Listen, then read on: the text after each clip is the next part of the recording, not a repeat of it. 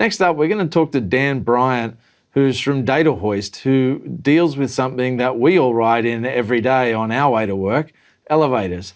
Dan, welcome to the program. Thank you so much for joining us. Thanks, Tom. It's great to be here.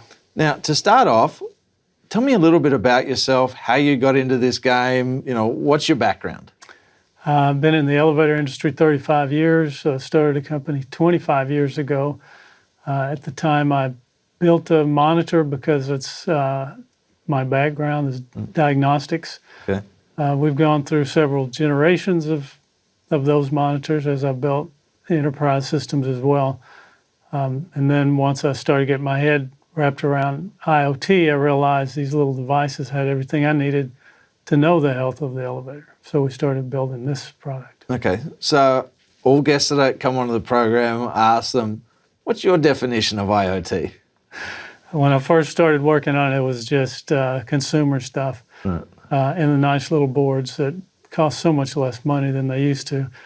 But now it's all about the analytics and the intelligence that it can give to us, predicting future events, even prescriptive level that tell us how to fix things before they break.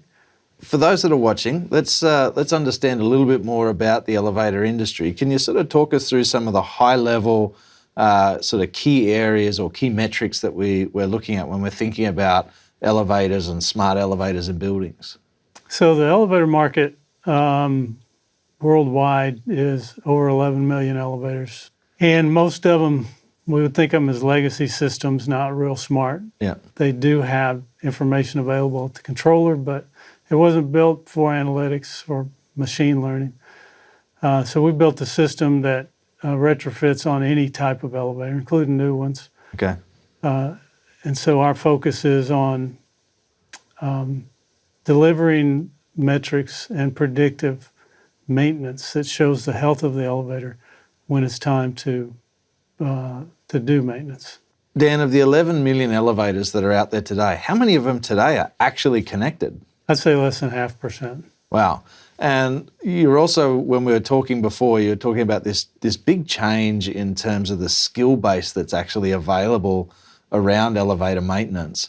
Can you describe to me a little bit sort of what are some of the challenges that are confronting people that own buildings with elevators in it, or if I'm a service company or even an elevator manufacturer, how has this changed the workforce? Years ago, preventive maintenance was the number one pattern, but there are so many units now under the responsibility of one technician that you don't have time to do preventive maintenance anymore.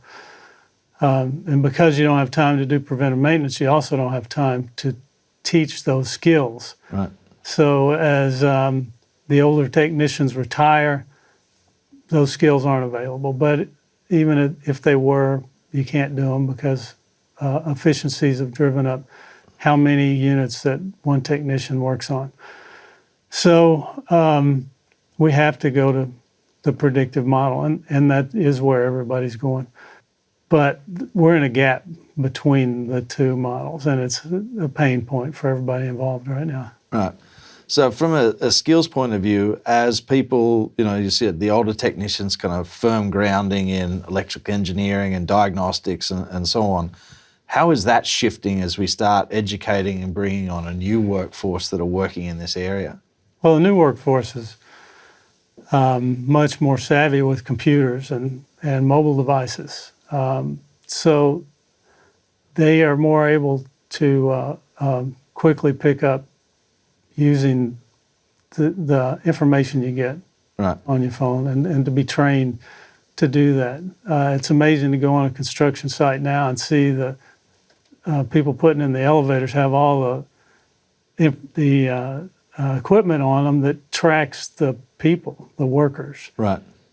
So as we add that to the elevators themselves, these guys pick up on it, and they're to them that's how we work on them. With the old guys, it's wow, what are we doing, man? So there's been a big skill shift then between this grounding in what was sound electrical engineering and really having to figure things out to now a workforce which is much more comfortable with digital technology and the way that they interact with it. So you're seeing that big change happen and therefore opportunity. Oh, exactly. So electrical engineering skills were taught, had to be taught because you needed an expert in the field to be able to set the elevator up correctly. And when new equipment came out, it was the experts in the field that told the factory where the problems were Right. and how to fix them. Well, those type of skills aren't being taught anymore. It's more what we're just discussing using the new computers, devices, how to work on specific types of equipment, which parts to change when something goes wrong. So it has to change, Right. and based on the conversations I'm having with big customers, I've noticed that. Well, my understanding is that it is changing. So many resources are going into this. There's no doubt anymore that this is how things are going to work. Predictive maintenance and then on beyond. Yeah. So I've heard you say that there's actually also been a fundamental shift in the way in which elevator manufacturers are actually getting feedback coming to them around the performance of their product. It was the service technicians that were grounded in electrical engineering, but now with the advent of IoT, they're actually able to go and do those analytics, receive that data themselves to go and make those innovative product changes. They are, but like I said, it's early on, and we're sort of in a gap between those two. It's being implemented as we speak. Okay. It's changing fast. So I always thought Industrial Revolution 4.0 was a buzz, Right. Just a slogan. But I can see it happening now. Now, for a lot of the stuff that you're doing, is it a brownfield implementation or is it a greenfield implementation in terms of new buildings? Well, what we do is brownfield. Okay. It's installed on existing equipment. And is that device specific, or you have a platform that's able to go across any manufacturer of elevator? Our device works on any elevator, Okay. regardless of manufacturer, regardless of age. What's the typical lifespan of an elevator? That's a good question. Years ago, it could have been 30 years. Now it's typically 15 to 20 years. Okay. So if we're working with a piece of equipment that's in the field for anywhere from 15 to 30 years, obviously maintenance is going to be a big part of that. Oh, yeah. What are some of the challenges that are confronting building owners, building operators, and even service technicians or service companies when it comes to elevator maintenance? The biggest thing right now is knowing when the equipment needs to have work done to it, because otherwise you're repairing a piece of equipment that's already broken. Right. That's the biggest thing. A big thing to me is being a supervisor and owning my own company. I never liked putting new parts on something that didn't need it. Right. That's you can cause problems by doing that, but you're costing everybody money when you're doing that.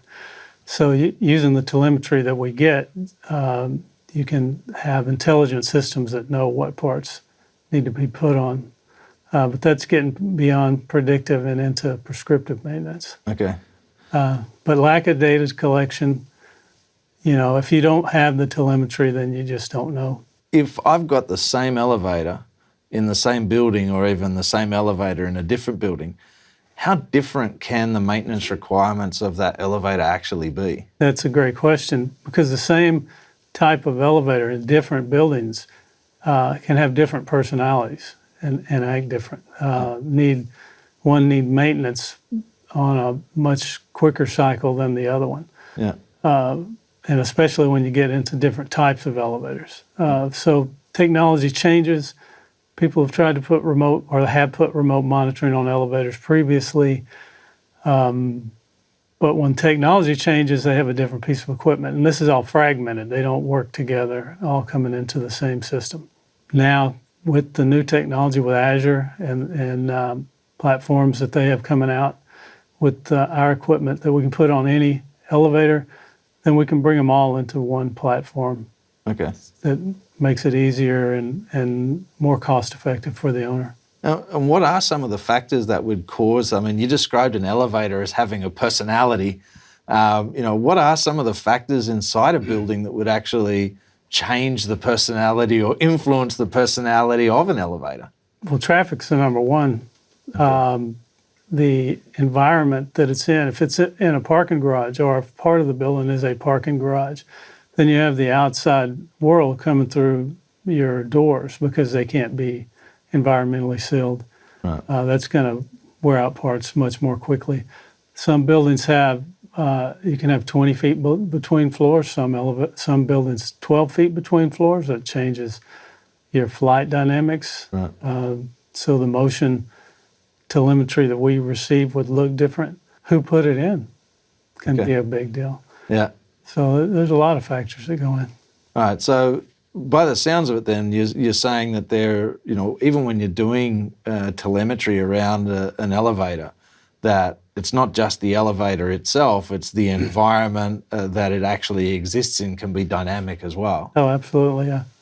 Yeah. Worst case scenario, Hurricane Harvey in Houston, Right. and in buildings with parking garages at the lower levels, yeah, the hoistway's full of water. There we go. In that time, yeah. All right, so let's talk about the solution that your company's been building and installing. Where does Datahoist really sort of fit in this area? We do predictive maintenance at this time, and it's a space that everybody's trying to get to, but we're already there. Our equipment works on any elevator. You get the data 24/7. Mm-hmm. We have analytics working at the edge. It's not just machine learning in the cloud. And we have a architecture in place to where we can connect to enterprise systems that allow us to get the type of data that would move us into the prescriptive maintenance level as well. Okay, so in terms of maintenance areas here, we've talked about what was preventative maintenance. You've now talked about predictive maintenance, and now you're sort of talking about prescriptive maintenance.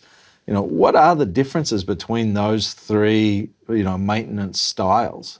Preventative maintenance, when it works, the technician is an expert at what's going on, and there are a lot of different skills involved. Some people are great at the math and the engineering. Other people are good at the maintenance or repair, but you learn how to do preventative maintenance with your ears and with your eyes. You hear how the equipment's operating. Mm-hmm. You can hear it when it gets out. You watch what's going on, and so you have that expert that's been trained over years to be able to do that. Right. Predictive maintenance is based on data coming up from the equipment, analytics, algorithms going on at different levels to give you a picture of a piece of equipment that could be going bad at some point in time. And then it's all about the notification and the UI of how you get that information to the people. Prescriptive maintenance is a step beyond, and where your system predicts breakdowns, but also tells the technician what parts to use to repair it and what tools they might need. So that's a great difference between the two. You're also talking about having both the machine learning happening at the edge as well as in the cloud. Why is that important for this particular use case? When we first started, the data that we could get from one elevator could be a gigabyte in a day. Right. That's very expensive, both for your bandwidth and for the cloud. Right. So that's one of the main reasons we need to push analytics to the edge. But another reason is accuracy. We've pushed our cloud architecture into the edge, which allows us to do analytics periodically on real data, raw data that we're saving in the edge, where most edge devices do more what's called aggregating. Mm-hmm. You end up doing operations, getting statistics from statistics. Right. So the way we're doing it now is much more accurate than. So you can get right down to a granular level of, of real raw data. Yeah, and we can go back in time. If we see something that we think we can do better, we can go back in time and see what happened and train our models that way. So let's look at how the Datahoist system works. Can you describe to us what are the key building blocks that are part of the Datahoist solution? Yeah, the first thing is the sensor. It gets telemetry from the ride of the elevator and from the doors of the elevator. The doors cause 70% of your breakdowns, Okay. most important part. But the ride, of course, also gives you a big picture on how well, because when that starts degrading, Yeah. something's going on that's going to cause a breakdown. So the sensor's getting that. We have algorithms in the embedded code, but we also have an edge device that serves as a gateway, but it also serves as a lot of our predictive analytics right there. Okay. In that way, we're able to funnel or throttle the data that gets to the cloud so that we're able to sell our product at a price point that's attractive to the customer. And that was important. That was the biggest focus. We knew that it had to be simple to install and that it had to be inexpensive. So 3 main components: sensors, intelligent gateway, Yes. which is doing a bunch of the analytics, and then the actual cloud for training the models and Right. storing of data. When we think about the sensors, what sort of sensors do you actually put on an elevator? Actually, there could be a lot of sensors put on an elevator. We built the system so that we could expand it and add sensors. The monitors that I built in the past were very complex and brought back all the data I needed to see any piece of the elevator. In this case, to build a simple device that was affordable to anybody, we just built we're looking at discrete inputs, few discrete signal inputs, and just device allows us to see the motion of the elevator. And it's a simple little device, a pretty small sensor. Okay. Actually. IoT is pretty cool. What are the benefits that customers would expect by using a solution like this? The benefits that a service company is going to have is saving on labor cost. I don't think that it's going to take away jobs by any measure because there's not enough elevator guys out there to get all the work done that needs to get done. And no amount of IoT is ever going to be able to repair an elevator. Right.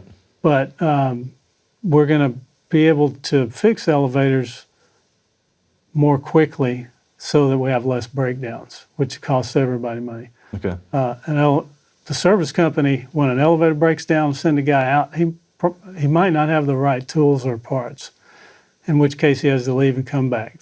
That's the labor's high, and possibly maybe he doesn't have the skills to fix the elevator. And so somebody else has to come in. You'll have 3 trips where if you knew beforehand that it was going to go down, you could have scheduled one of your maintenance trips.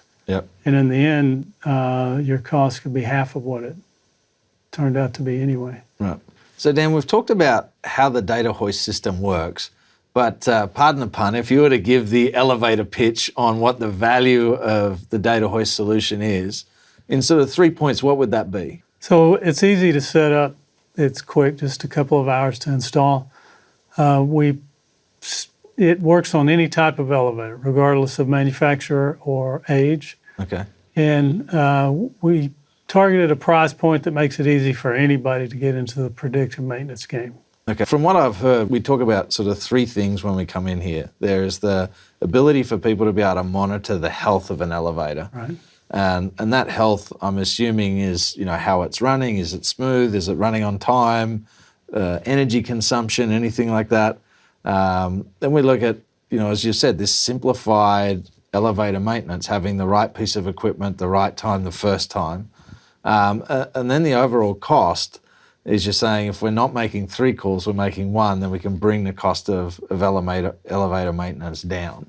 Is that are they the sort of 3 things that we want to address? That would be the 3 things, for the service company. Okay. And the building management, the elevator is one of the biggest pain points they have. Okay. And so broken elevators or unhappy tenants a lot of lost productive time, Yep. and by having less elevator breakdowns, then all that money's saved and tenants are happy, and your bottom line is better off as well. Yeah, we were talking to Daniel earlier, and he was talking about, the different stakeholders, whether it be the building owner, the building operator, or the building tenant, Right. all being key stakeholders in wanting to have a system which allows them to move through the building with ease. Let's transition to business model a little bit. We talked about the industry having a pervasive type of preventative maintenance model. As we start moving towards more predictive business or predictive models, or even prescriptive models, how is the business, that business environment, whether it be how you charge for products, how you think about providing service, how is that business model changing? Good question. Well, certainly contracts will change to more focus on remote monitoring type of maintenance. That'll be one of the big things. And for the independent market, that's a big opportunity because they haven't really taken advantage of that type of contract yet. Right. So there'll be a big movement in that area. As far as the big major companies, it'll be the prescriptive maintenance model Yep. that allows them. Just think, if you know the parts you're going to use next month, then it changes how you do inventory. Right. So the parts companies become involved as well and interested in all this. You know how much labor you're going to use next month. And when we have a lot of places for this labor to go besides broken elevators. Yeah. All elevators get inspected every year. You have to prepare for the inspections. You have repairs come, or a lot of sales. Okay. Selling new parts or new types of operations for an elevator. So your labor force becomes more productive from a standpoint of making money instead of costing you money.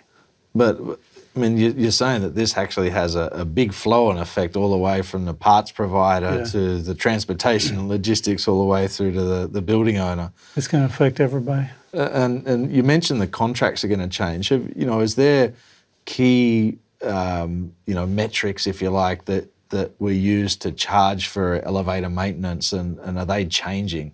For uptime hours versus a service call cost, for example.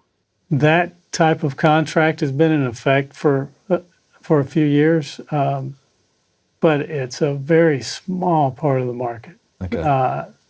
I see that getting a lot bigger, definitely. So uptime will, the price that the building owner pays will have a lot to do with the uptime of the elevator. So a shared accountability model. Yeah, exactly. Yeah. Exactly. Consultants have used that, but that only the big campuses could really afford something like that. Okay. So now that will be rippling out through the rest of the market, everybody else can start using that as well. It's an opportunity for the elevator companies, for the independents, as well. So for someone like us, Microsoft is a technology company working with an elevator company. You wouldn't necessarily see those two 20 years ago coming together. When you were thinking about what sort of platform that you wanted to think about building this system on, what were some of the considerations that you had to take into account? I've been using Microsoft technologies for nearly 20 years, but I jumped over into Android and I used several other cloud providers when I first started doing this. And then one day I tested Azure just to see what they're doing. My development turnaround time was so much faster. I just decided I'm going with it. And since then, the modern Microsoft has been great to work with. We've become a partner. Work with some engineers here in Redmond that help us out a lot. The platform tools, that it's moving quickly. Yeah. The world just tends to move quickly now. I see it as being much more powerful than any other cloud that's out there. I think Microsoft is farther ahead. I mean, you may need to be deep into the tech to see that, but that's how we feel. Perfect. Now, if someone's really interested in understanding more about the Datahoist solution, what are the next steps that they should be taking now? Well, give us a call. We are working with elevator companies to do installations on a new piece of hardware that's just coming out this week. And we will have more going in this fall. Right. We also have technology providers that want to partner with us for new solutions. Mm-hmm. People are really interested in people flow through the building, Right. so that the elevator system knows when the traffic is coming in and where the elevator should be. Yeah. This year is really exploding with industrial IoT. So It is indeed. Well, Dan, thank you so much for joining us. Really appreciate your time, insights about this area, which we ride in every day, and I don't think many of us actually think a huge amount about. So thank you so much for providing your expertise and insight. thank you, Tom. So that was Dan from Datahoist. It was great for us to hear a partner perspective on what changes are happening in the smart building area specific to elevators. This is a company that had been around for 25 years and is now really making IoT a core part of what they do, and it's changing the partner landscape in which they exist in every day.